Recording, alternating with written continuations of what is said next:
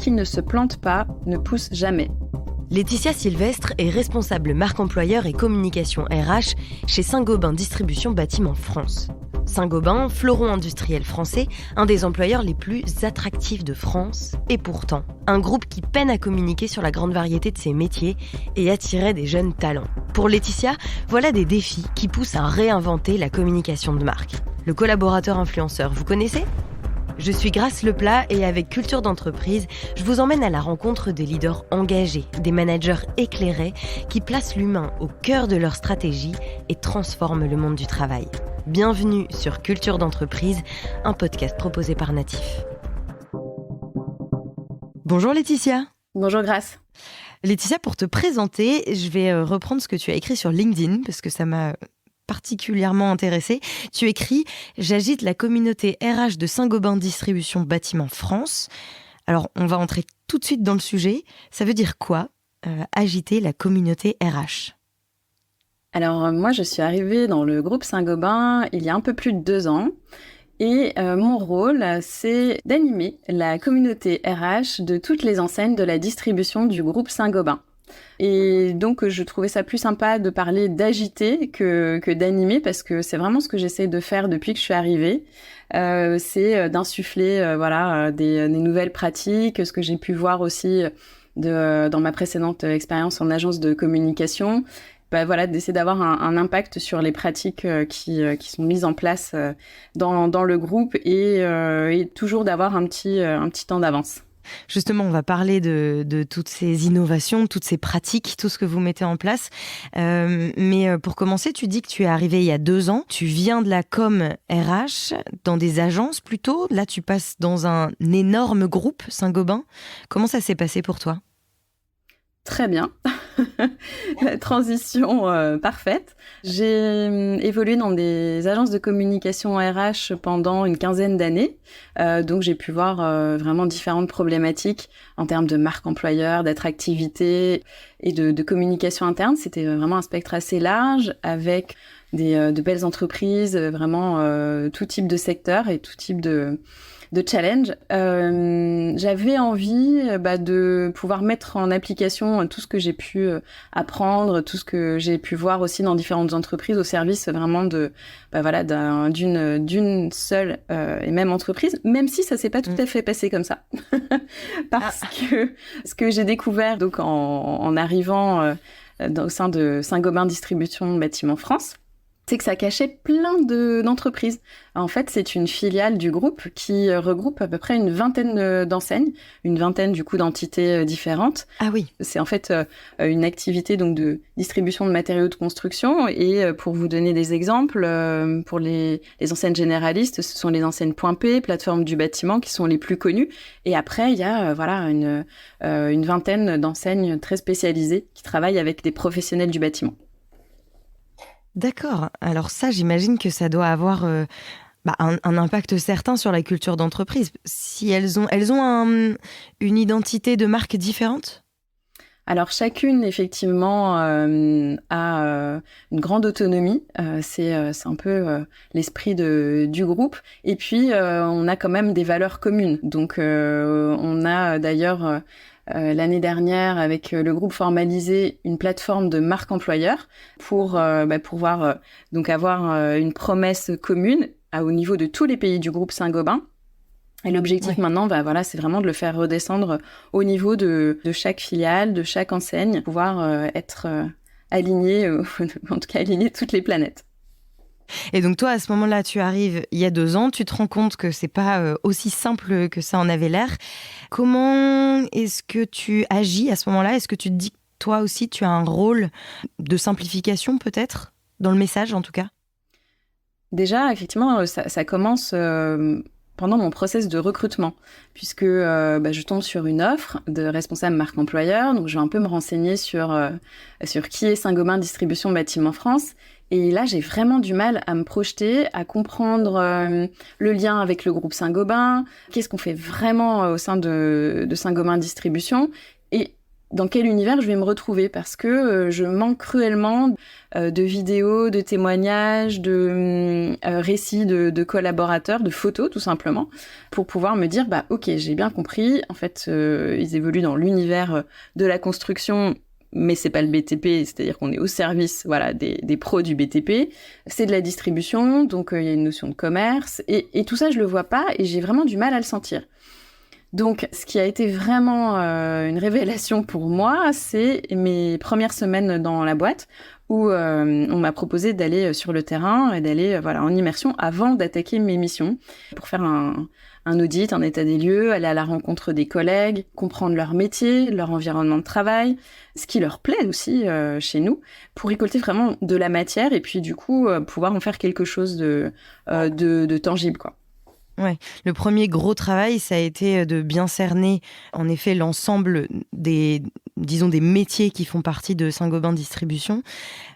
Par ton expérience, toi, par ce chemin du coup de recrutement, est-ce que ça a eu ou ça a encore des conséquences sur ta manière de agiter la communauté RH ? Ben moi, j'essaye en fait d'avoir toujours un pied sur le terrain parce que c'est comme ça aussi qu'on reste en contact avec la réalité et donc ça sert à rien de créer des projets au niveau central qui sont hors sol et qui vont pas du tout refléter la réalité du terrain. Et voilà, c'est ça que je propose toujours au RH, de se dire en fait partons de la réalité métier, la réalité de nos collaborateurs. Et surtout, donnons-leur la parole, parce qu'en fait, c'est ceux qui font les métiers qui en parlent le mieux. Et donc voilà, ça a vraiment été mon premier axe de développement de la communication RH au sein de Saint-Gobain Distribution Bâtiment France. Et donc à ce moment-là, tu crées, alors je ne sais pas si tu le crées, tu vas pouvoir nous le dire d'ailleurs, le concept de collaborateur influenceur.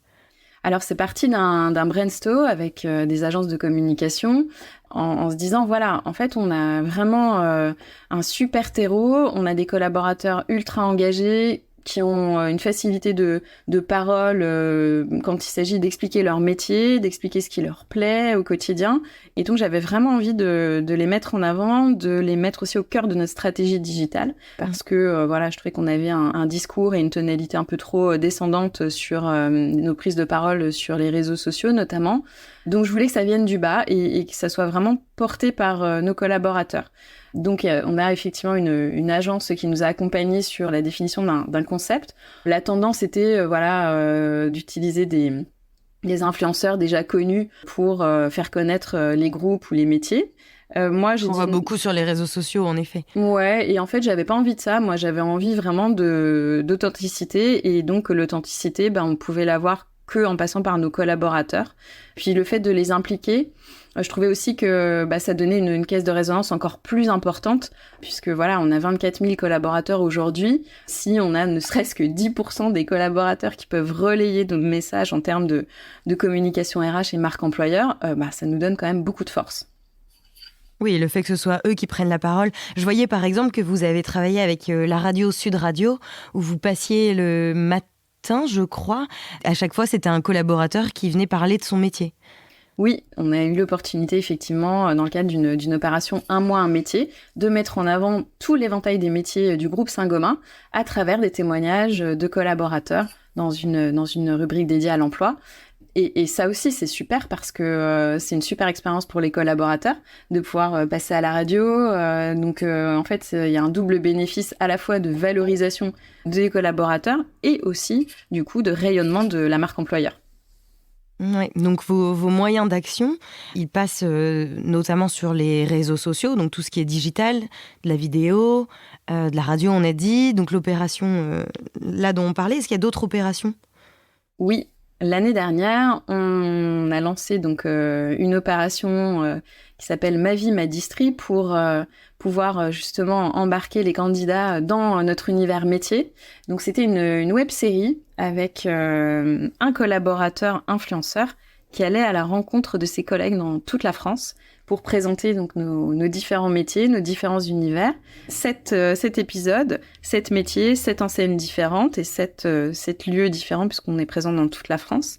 Et ce qu'il faut savoir, du coup, quand je parlais d'embarquer un maximum de collaborateurs, c'est que Cédric, donc qui est notre premier collaborateur influenceur, a été élu par ses collègues, puisque en amont donc de la production, on a fait un casting interne où on a demandé à tous les collaborateurs qui étaient intéressés par la mission de pouvoir postuler en vidéo. Et derrière, on a mis en place un vote de tous les collaborateurs pour élire notre ambassadeur qui allait du coup représenter la distribution tel un reporter pendant une année. Oui, ça doit être marrant. Et c'est Cédric du coup. C'est Cédric, ouais, qui a eu la chance de pouvoir embarquer dans cette aventure. Cédric qu'on retrouve aussi cette année dans un nouveau concept pour faire la promotion en fait des métiers de la distribution. Et ce nouveau concept, c'est le District Quiz. Le District Quiz, c'est une émission qui s'inspire des émissions à la mode sur Twitch ou sur YouTube, où on lance des challenges, des défis à nos collaborateurs. Une quinzaine de collaborateurs en binôme. Chaque binôme représente une association. Donc en fait, on essaye à travers cette émission de faire passer justement tout la bonne entente, l'ambiance qu'il peut y avoir à travers les équipes du groupe, même si elles ne sont pas de la même couleur, si je peux dire ça, mais de différentes enseignes. Voilà, on a quand même cet esprit de famille. D'ailleurs, il y a un collègue, ça vient pas de moi, mais un collègue qui parlait d'une grande cousinade quand on s'est retrouvés sur le tournage du District Quiz. Et je trouvais que ça représentait bien l'esprit justement de famille au sein de la distribution de Saint-Gobain. Ouais. Justement, ça nous amène assez naturellement vers la culture d'entreprise de Saint-Gobain. Déjà, est-ce que c'est la même dans tout le groupe ? Parce que toi, tu es donc Saint-Gobain Distribution Bâtiment France. Comment est-ce que tu définirais cette culture d'entreprise et est-ce qu'elle est la même dans tout le groupe ?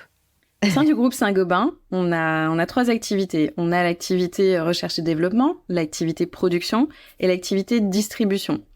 On a des principes de comportement et d'action qui sont identiques et qui doivent être respectés par tous les collaborateurs. Et ça, vraiment, c'est insufflé dès l'intégration. On a des formations, on a aussi un système d'évaluation annuelle qui s'attache justement à évaluer ces comportements. Ensuite, on a aussi au niveau de la distribution insufflé il y a quelques années maintenant, à travers un projet d'entreprise commun, la culture du collaboratif. Aujourd'hui, on se rend compte que le rapport au travail a changé, notamment pour ce qui concerne la nouvelle génération, même si du coup ça concerne quand même tout le monde. Et ce qu'on essaie de faire, c'est que chacun peut apporter sa pierre à l'édifice pour faire avancer le groupe. Chacun peut apporter ses idées et on appelle ça nos petits pas. Donc il y a pas de mauvaises idées, il y a pas de petites idées. Chaque idée est vraiment prise en compte et étudiée et on peut facilement la développer à notre niveau. Puis si ça marche, on développe. On continue de la développer dans les différentes entités et dans le groupe au sens large. Voilà. D'accord, donc en fait l'idée c'est de casser le côté descendant c'est aussi ce qu'on voyait avec le collaborateur influenceur, c'est vraiment engager, inclure tout le monde et créer cet esprit de famille. Vous appelez les cousins entre vous ? Ça arrive, ouais. Quand on fait appel à un cousin pour demander de l'aide, pour aller aussi, passer une journée, découvrir d'autres bonnes pratiques. Donc oui, il y a ce mot cousin qui est utilisé de temps en temps, ouais. Tu me disais lorsqu'on a préparé ce podcast que toi tu as été surprise en arrivant de réaliser que un groupe comme Saint-Gobain, qui est internationalement connu, peine parfois à recruter. Oui, c'est vrai que le groupe Saint-Gobain est connu, en tout cas, on dégage une aura d'entreprise française solide. Bon, j'en parle à mon entourage, on me dit ouais, Saint-Gobain c'est une bonne boîte, mais qu'est-ce qu'ils font ? Et en fait, c'est là où la notoriété a sa limite. Effectivement, Saint-Gobain, ça évoque l'activité historique, l'activité industrielle du verre, mais la partie distribution est beaucoup moins connue car plus récente. Et puis, c'est fait par rachat successif d'entreprises déjà existantes. Donc, je parlais tout à l'heure de Point P, plateforme du bâtiment. Donc, c'est plein de marques dans un grand groupe. Et pourtant, voilà, avec des métiers communs et donc des enjeux et des problématiques de recrutement communs. Et alors, justement, comment est-ce qu'on arrive à recruter, à simplifier, je sais pas moi, le message sur l'organisation de Saint-Gobain, tout en gardant la bonne image que vous avez? Eh ben, c'est en communiquant plus sur les métiers et donc aller chercher des candidats voilà qui sont à l'aise avec une clientèle professionnelle, qui ont une affinité avec le milieu du bâtiment parce que on n'a pas de profil type en fait, on s'adresse vraiment à une cible très très large. Nous, ce qu'on recherche, c'est avant tout des personnalités et sur le côté technique, on forme. On accompagne. Ah oui. C'est en mettant en avant toutes ces personnalités qui sont déjà au sein de chez nous que on se dit que les gens vont réussir à se projeter, à s'identifier, à se dire ben ouais en fait j'ai envie d'aller bosser avec eux parce qu'ils ont l'air sympas et parce que tout l'environnement qu'ils ont pu me montrer, me décrire me plaît et c'est là-bas que j'ai envie d'aller. Et c'est quoi la personnalité du coup Saint-Gobain? Qu'est-ce que vous attendez d'un possible prochain salarié? Quelqu'un déjà qui a un contact facile parce que dans tous nos métiers, du commercial, en passant par les vendeurs, les magasiniers, on est au plus proche de nos clients. On se tutoie entre nous, mais on se tutoie aussi avec les clients. On va avoir quand même une personnalité assez affirmée, pas avoir peur d'aller au contact de la clientèle, d'aimer se lever tôt le matin parce que comme on suit le rythme de nos clients et que les chantiers commencent tôt, et ben forcément il faut être sur le pont à 6-7 heures du matin, parfois plus tôt. Et cette envie voilà de faire progresser l'entreprise aussi en apportant chacun ses idées. Ça passe aussi parfois par des projets transverses. Donc en fait on peut on peut avoir son métier, mais à côté, l'exemple type, c'est Cédric, qui était vendeur, qui a évolué vers un poste de manager à la plateforme du bâtiment. Et pendant une année, il allait tourner des vidéos pour les réseaux sociaux, pour faire la promotion des métiers de la distribution. Et du coup, Laetitia, est-ce que tu as de nouveaux projets, de nouveaux défis à relever pour les mois qui viennent et les années qui viennent? Alors, dans l'équipe, on phosphore beaucoup.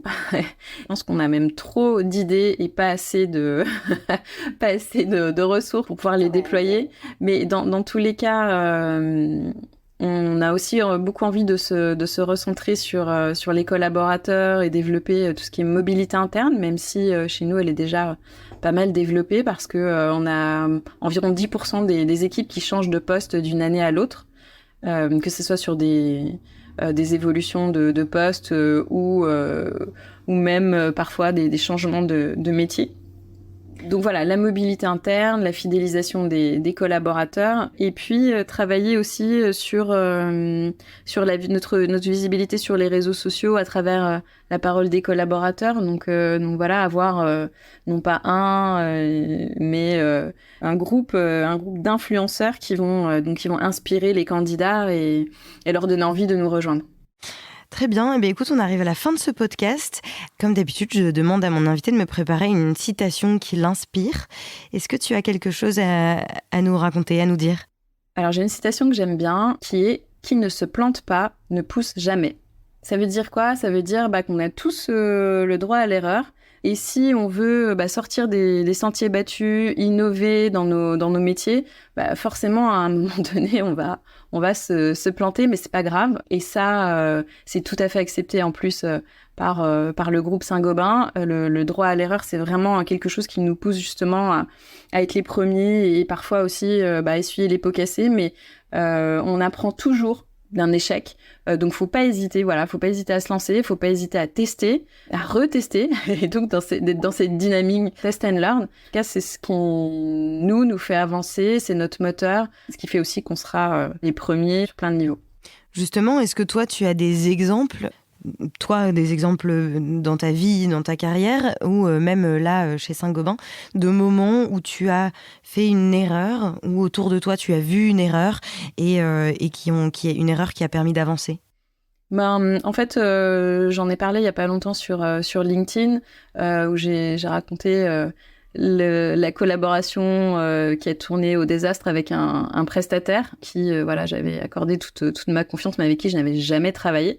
Donc c'est aussi s'accorder le droit de stopper quand on sent que en fait, on part à la dérive et que ça n'aboutira jamais. Donc c'est aussi savoir dire stop quand on n'est pas sur la même longueur d'onde avec un prestataire notamment. Donc ouais, ça m'est arrivé quand je suis arrivée dans l'entreprise pour démarrer un projet, en plus un projet qui me tenait à cœur, et donc j'ai dû stopper la collaboration et rebondir très vite puisqu'on avait on s'était engagé sur des délais de production, et donc j'ai fait appel à mon réseau qui a pu me sauver et et m'accompagner sur ce projet, et voilà, qui a derrière été un succès. Donc Oui, mais j'imagine que tout ça, ça nécessite même en interne, entre les collaborateurs, une bonne dose de communication. Parce que quand on se retrouve dans des situations compliquées, que ce soit avec un prestataire externe ou même en interne, on a besoin d'en parler autour de soi aussi pour une certaine prise de hauteur. Donc j'imagine en tout cas le côté relation simple qui fait partie de votre culture d'entreprise aide aussi à ce droit à l'erreur, quoi. Oui, on est dans une culture assez cash par notre métier, le métier du commerce, et d'autant plus dans le secteur du bâtiment. Donc même entre nous, voilà, on se dit les choses. Il y a beaucoup de soutien aussi, et c'est vrai que voilà, on se sent pas seul, on est vraiment épaulé. Donc que ça soit au niveau des équipes, au niveau de la direction, je me suis jamais sentie seule pour faire face à une décision difficile. Et justement, tu dis on est dans le bâtiment, c'est certainement un énorme cliché de ma part, mais c'est un milieu qui est très masculin, si je me trompe pas. Est-ce que c'est une réalité chez Saint-Gobain ? Est-ce que c'est aussi un enjeu, une volonté de votre côté de féminiser un petit peu ce domaine-là ? Alors oui, c'est très masculin, et oui, on aimerait avoir plus de femmes. On fait beaucoup d'actions pour féminiser nos équipes. Maintenant, c'est vrai qu'au niveau de la formation en France, il y a très très peu de femmes qui s'engagent dans ces métiers. Pour autant, voilà, on a des beaux parcours, on a des très belles success stories au sein de Saint-Gobain Distribution Bâtiment France qu'on essaye de mettre en avant régulièrement pour attirer, encore une fois, d'autres femmes dans le milieu. Super.